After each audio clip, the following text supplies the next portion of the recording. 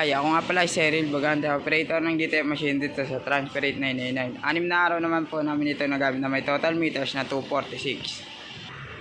Ito naman po ang aming printer red area. Ito naman po aming copying na may 90% good condition pa po. Ganito naman po mag-head clean.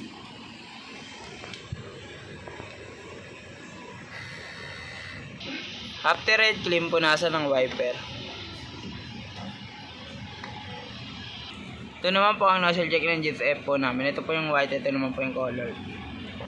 Ito naman po aming ink system, tama lang po yung level. Ito naman po aming damper. Ito naman po aming waste tank area, nilinis po kahapon. Ito naman po aming ABR. Ito naman po aming ground wire, nakadikit po siya sa wall. Ito naman po ang in-use sink namin, nakalagay sa basket ng maayos. Tapos ito naman po ang stock namin DTF powder. Ito naman po ang DTF ink. Tapos dito naman po ang DTF roll namin. Ito naman po ang consumable monitoring namin. Sa white naman po, 3 po yung nagamit namin. Powder, 2. DTF film, 3. Cyan, 1. Ito naman po ang DTF output po namin.